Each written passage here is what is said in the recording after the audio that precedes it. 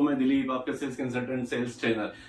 हमारा जो आज का टॉपिक है, सेल्समैन के प्रॉब्लम को कैसे सॉल्व किया जाए। जो एमआरपी का इश्यू है या एडवांस का इश्यू है, कैसे सॉल्व किया जाए। क्या उधारी देने से आपका प्रॉब्लम सॉल्व होता है या एमआरपी कम करने से अगर आपका प्रॉब्लम सॉल्व होता है? नहीं होता है। दोस्तों, मैं आपको ऐसे 3 कंपनी का एग्जांपल बताऊंगा जिन्होंने अपनी एमआरपी कांस्टेंट हाई करते गई और ग्रोथ की तरफ लेके गए। फॉर एग्जांपल, एक ब्रांड है हार्पिक। हार्पिक की एमआरपी आज के डेट में 500 ml की जो टॉयलेट क्लीनर की एमआरपी है 92 रुपीज है। अदर जो ब्रांड है उसी के आसपास रखते हैं, इसके लिए वो फेलियर होते हैं। आप अपनी एमआरपी स्ट्रेटजी बनाइए कि अगर हार्पिक की एमआरपी फॉर एग्जांपल 92 है तो मेरी एमआरपी रहनी चाहिए 60 रुपए, 65 रुपए या 69 रुपए। इस प्राइस पॉइंट में आप खेलिए, डेफिनेटली आप सक्सेस हो पाओगे। हार्पिक का जो मार्जिन है उसके साथ आप मैच नहीं कर पाओगे। हार्पिक बहुत लो मार्जिन देता है, आप अच्छा एक मार्जिन दीजिए, डेफिनेटली आपका प्रोडक्ट भी चलने लगेगा और एक्सेप्टेंस बढ़ेगी। बिकॉज हार्पिक का जो ब्रांड वैल्यू है वो ऐसे ही नहीं क्रिएट किया गया। हार्पिक का ब्रांड वैल्यू एक बड़े लेवल पे क्रिएट किया गया। एमआरपी कॉन्स्टेंटली हाई करते गए हैं उन लोग। उन्होंने एमआरपी के साथ, क्वालिटी के साथ, सेल्स टीम के साथ कोई छेड़खानी नहीं की है। उनका ब्रांड आज के डेट में बिक रहा है। दोस्तों, ब्रांड बेचना यानी इजी होता है, पर ब्रांड क्रिएट करना बहुत टफ होता है। आज के डेट में जो भी नए एंटरप्रेन्योर आ रहे हैं, जो भी नए बिजनेस एंटिटी आ रहे हैं, वो डायरेक्टली कंपेयर करते हैं एक बड़े ब्रांड के साथ। नहीं, आप अपनी यूएसपी के साथ फिक्स रखिए तो डेफिनेटली आप 100% सक्सेस हो जाओगे। जैसे कि हार्पिक के साथ दूसरे भी हिंदुस्तान लीवर के प्रोडक्ट आए थे फ्लोर क्लीनर में, डाबर के आए थे, पर वो चले नहीं। उसका रीजन वही था कि उन्होंने प्राइसिंग पे ध्यान नहीं दिया, एमआरपी पे ध्यान नहीं दिया, इसके लिए। बट क्या प्राइसिंग, हार्पिक का प्राइस क्यों बढ़ते जा रहा है, उसके पीछे कारण क्या है? हार्पिक का प्राइस बढ़ने का रीजन क्या है? उनकी मोनोपोली, उनकी जो क्वालिटी है तो बेस्ट बिलीव कराती कि यही क्वालिटी मेरी है और इससे बढ़िया क्वालिटी कोई नहीं दे सकता। That is called Harpic.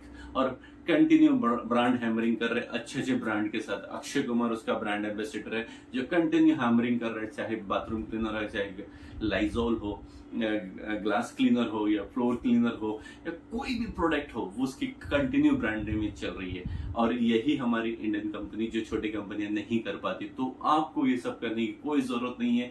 MRP के साथ कंपेयर, कोई भी ब्रांड के साथ अपने आप को कंपेयर मत कीजिए। जिस दिन आप कोई ब्रांड के साथ कंपेयर करेंगे तो आप डाउनफॉल हो जाएगा। आप अपनी यूएसपी पे रखिए, आप अपनी यूएसपी को कन्वे कीजिए सेल्समैन की तरफ या आपके सेल्स टीम की तरफ। भाई, यही मेरी यूएसपी है। मुझे हार्पिक का जो रेट बढ़ रहा है बढ़ने तो कोई इश्यू नहीं, हार्पिक बिक रहा है तो मेरा क्यों नहीं। तो हमें सेल्स में अपनी जगह बनानी है और कस्टमर को कॉन्फिडेंस दिलाना, ये भी क्वालिटी बेस्ट है। उसी तरह से और एक एग्जांपल दूंगा चिंग्स का। चिंग्स की कॉन्स्टेंटली एमआरपी बढ़ती जाए क्योंकि इसकी क्वालिटी का कोई तोड़ नहीं है। उसी तरह से बहुत सारी कंपनियां आई कि भाई हम भी सेजवान चटनी या नूडल्स में सक्सेस हो पाए, नहीं हो पाए। रीजन चिंग्स की क्वालिटी का उनके पास कोई तोड़ ही नहीं था।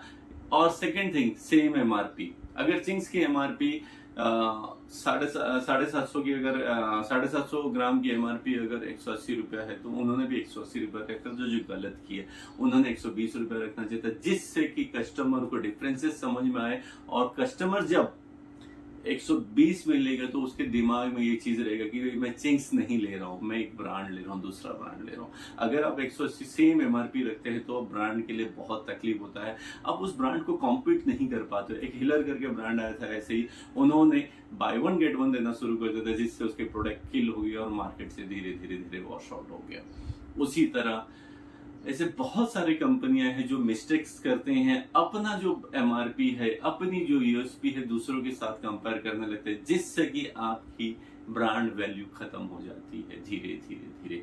उसी तरह कंपनी का है, इंडियन कंपनी का जो प्रॉब्लम है, अगर फेस वैल्यू हटा तो बिजनेस डाउन होता है। पर आप कोई भी एमएनसी कंपनी का देखिए, फेस वैल्यू जाए, कोई भी जाए, बिजनेस कभी डाउन नहीं होता, क्योंकि they are making a brand.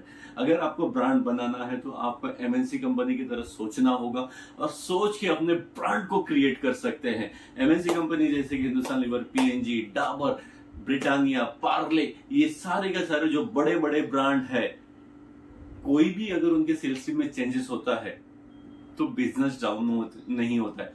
For example मैं आपको और एक छोटा सा एग्जाम्पल देता हूँ, इंडियन कंपनी जैसे हीलर हो गया या दूसरा कोई भी, बहुत सारे एग्जाम्पल ले लें, अनमोल बिस्किट हो गए, ऐसे बहुत सारे प्रोडक्ट हैं जो कि सेल्समैन गया धंधा डाउन।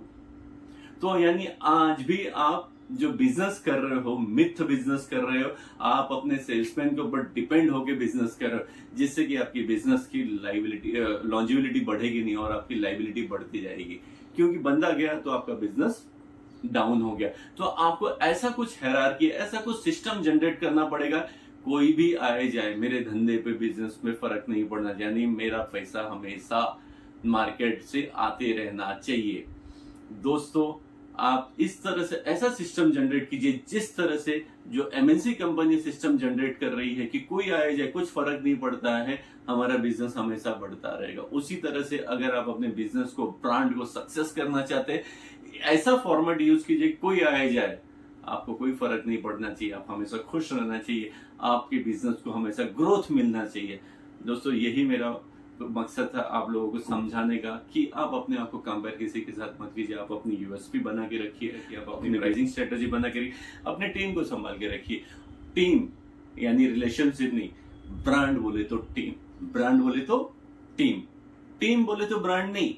जिस दिन आप सोचोगे कि टीम बोले तो ब्रांड, तो आपका ब्रांड खत्म। ब्रांड बोले तो टीम, यानी ब्रांड बिकता है टीम के थ्रू। क्या ब्रांड बिकता है? टीम के थ्रू। ब्रांड बिकता है टीम के थ्रू, टीम के थ्रू ब्रांड नहीं बिकता। दोस्तों, अगर आप ये चीज समझ जाएंगे तो डेफिनेटली आप अपने स्ट्रेटेजी पे वर्कआउट करेंगे मेरे ये वीडियो देख के, और आपको ग्रोथ मिलेगा डेफिनेटली। अगर आपको समझो ये वीडियो पसंद है तो प्लीज लाइक कीजिए, शेयर कीजिए, सब्सक्राइब कीजिए और कमेंट बॉक्स में कुछ कमेंट भी दे दीजिए। Thank you.